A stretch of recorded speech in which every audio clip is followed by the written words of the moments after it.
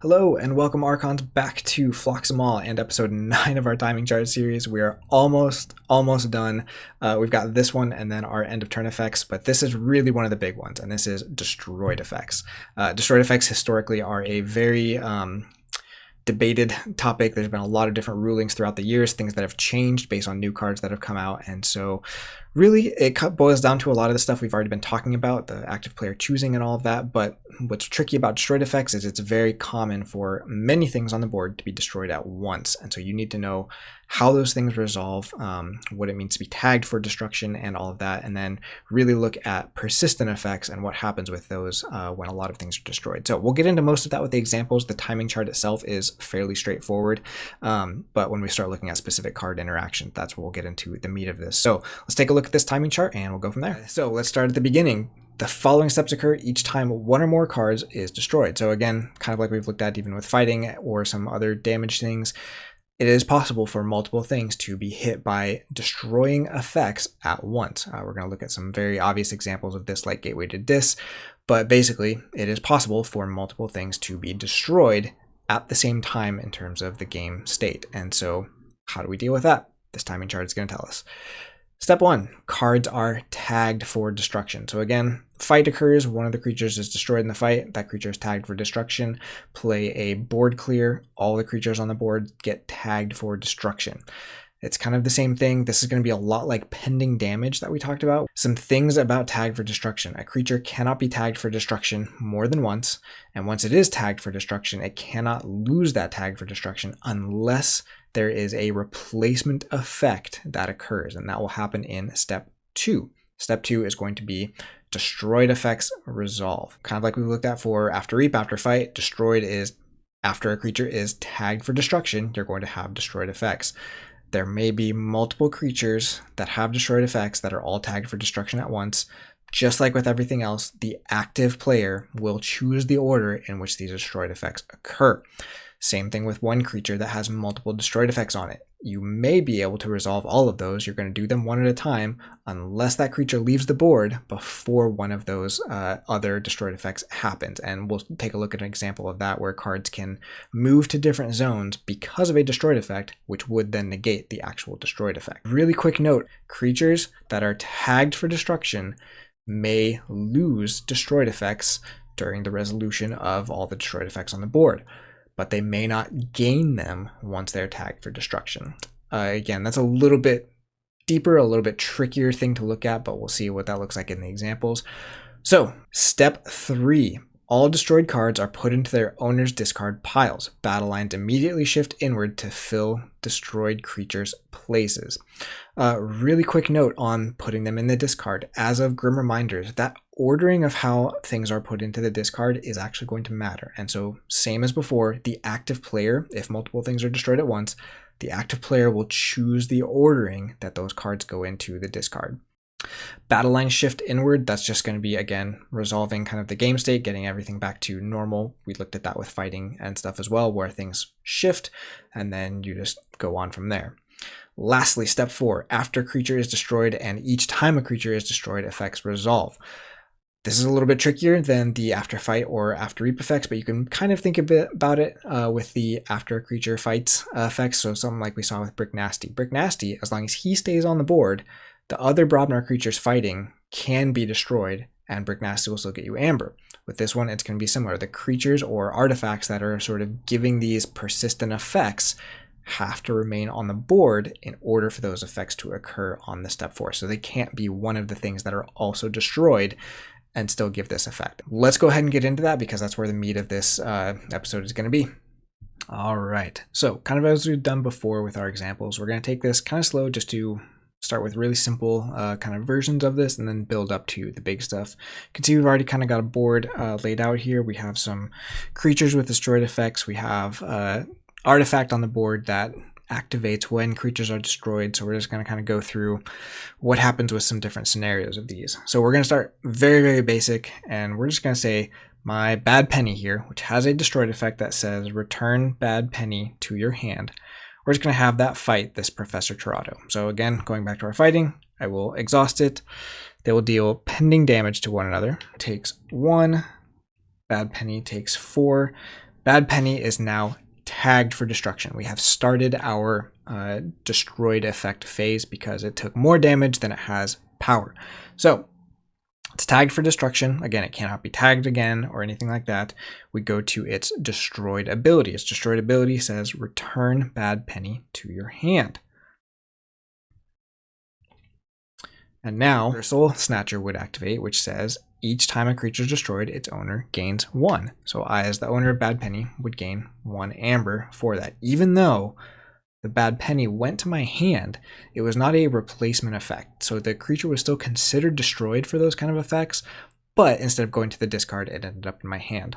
All right, so now let's follow up with the next one. If I'm just going to do the same thing and fight with this Bren the Fanatic, Bren the Fanatic has also a destroyed effect, which is destroyed, steal 3 of your opponent's amber. It also has a play effect, your opponent gains 1, but most importantly, it has skirmish. So if I fight here into this Professor Toronto, again, going back to our timing chart, skirmish would deal damage to the Professor Toronto, but it would not deal any damage back, so I would deal 3 more pending damage. This creature has now reached its damage limit. It is tagged for destruction. Step 2, there are no destroyed effects on Professor Toronto. So in step 3, since it doesn't have a destroyed effect that's putting it to my hand, this is going to go to the discard. And then when that happens, this player would get their 1 amber from the Soul Snatcher in step 4 because it's an after a creature's destroyed effect. All pretty straightforward so far, right? We're just kind of, as creatures are getting destroyed, we're going through these 4 steps. They don't always even necessarily triggered. Having Soul Snatcher on the board is already kind of more complicated than a decent amount of things, but let's make this a little bit more complicated because that's what we like to do. Now, let's say I'm going to play Gateway to Dis. Gateway to Dis is a very simple action that says play, destroy each creature, and gain 3 chains. So if I play that, now we get into the situation where multiple things have been destroyed at the same time. So all 3 of these creatures are tagged for destruction in step 1. None of them are moved. None of the effects have gone off yet, but they are all tagged for destruction. So the way this is going to work is they're all tagged. If I am the active player, I get to choose which destroyed effects happen first because I have 2 different destroyed effects here. These 2, it doesn't matter a whole lot which one happens first, but there are going to be plenty of situations where it does matter, especially if your opponent maybe has things that gain them amber so that your destroyed effect on Brend can actually steal for the maximum value. So I would say Bad Penny destroyed effect is going to happen first. That will bounce to my hand. Bren the Fanatic destroyed effect will happen. I will steal 3. Important to note, Bren the Fanatic is still on the board. I don't take it off, unlike with Rad Penny, because Rad Penny is telling me to move the card. Bren the Fanatic, its destroyed effect is going off, but it still stays on the board until all other destroyed effects have happened in the sort of step 2. Now in step 3, this is going to go to my discard, this will go to the other discard, and then the Soul Snatcher will activate. So on this side, we had 1 creature that was destroyed, and on this side, we had 2 creatures that were destroyed. So this is how the amber would shake out. And then again, going back to our initial timing that we've been talking about for a long time, after all of that has resolved for an action card, that action card would go on top of the discard there. One really important thing that you might notice about the interaction that just happened is my opponent actually had enough amber for me to steal with Brend. So you might think, if you're the one playing this gateway, that like, oh, this Soul Snatcher is down. I can just have my opponent gain the amber from this destroyed effect first and then steal with, or this being destroyed first and then steal it with Brend. But as we just saw, that's not quite how it works. These each time a creature is destroyed or after a creature's destroyed effects are happening after the destroyed effect of Bren the Fanatic goes off. So it doesn't quite work that way. You do have to activate these destroyed effects before the Soul Snatcher is going to go off. So now we're going to take a look at something that's a little bit more complicated, and that has to do with gaining and losing destroyed effects. So we have 2 different things on the board right now that are actually giving other creatures destroyed effects based on certain variables in the game. The first one is Perfectus Ludo, which is a common Saurian creature you'll see a lot, and it just says each other friendly creature gains destroyed, move each amber from this creature to the common supply. That is not based on how much amber it has on it, it's just every one of your creatures moves each amber from it to the common supply.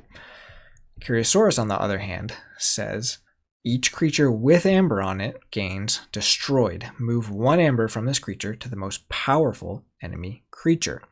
And you'll notice that that one, unlike Perfectus Ludo, is a symmetric effect. This is every creature in the game gets this effect, but only if they have amber on them.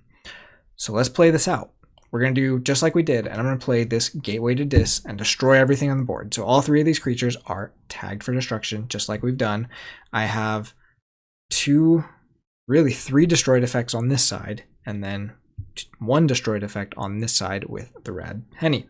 So a lot of this depends on who's actually playing this Gateway. If I am the Saurian player, and I am playing this Gateway to Dis, my goal is to try and get this amber from Therocenurion by placing it on bad penny. And so the way that that works is all 3 of these are tagged for destructions. They all have destroyed effects, so I, as the active player, get to choose the order in which these destroyed effects occur.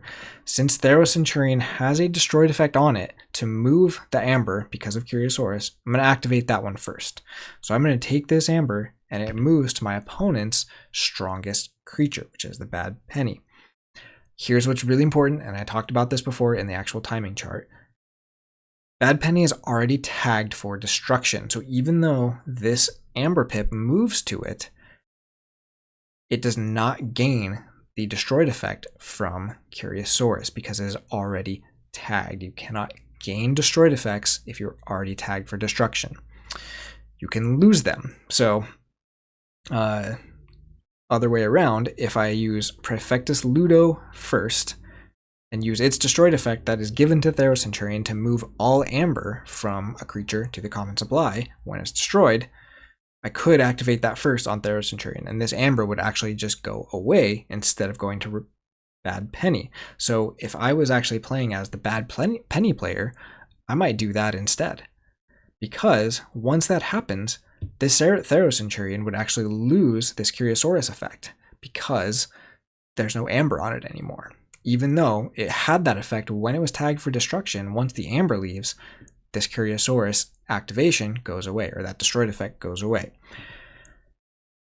That's a lot, I know. We'll do one more example about kind of how this works that relates directly to a ruling that kind of made all this clear from a while ago. So let's take a look at that.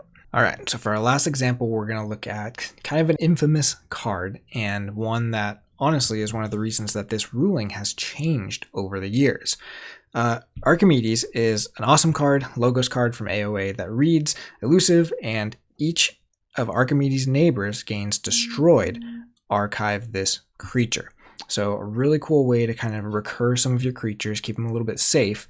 But when this initially came out, there was not the ruling that said creatures cannot gain destroyed effects once tagged for destruction. Really, the idea of being tagged for destruction came from this card. And that's because what would happen when a Gateway to Dis would be played by whichever player, before, the way that this would work is both of these creatures have a destroyed effect given to it by Archimedes. So this would get archived, and then this would get archived, and then creatures drop in. When that happens, they would then gain the destroyed effect, and then they would each get archived as well.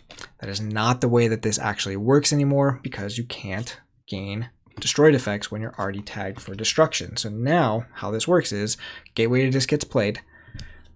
These both still have the destroyed effect, but all of these are tagged for destruction. So the destroyed effects will happen in step 2. So this one will get archived, and then this one get archived. These will shift in. They do not gain those destroyed effects because they are already tagged for destruction. So the rest of these would just all go to your discard. Hopefully that makes it a little bit more clear kind of how these things work. For the most part, all you're doing is active player choosing, just like we've been doing for a lot of this stuff, but there are going to be these situations where these passive effects make it a little bit tricky to know. And so, rule of thumb, just creatures that are tagged for destruction cannot gain attributes, but they can lose them in terms of how these things resolve. For now, thank you so much for watching, and we got one more of these. We're almost done. We'll see you in the end of turn effects in the next episode. Thanks.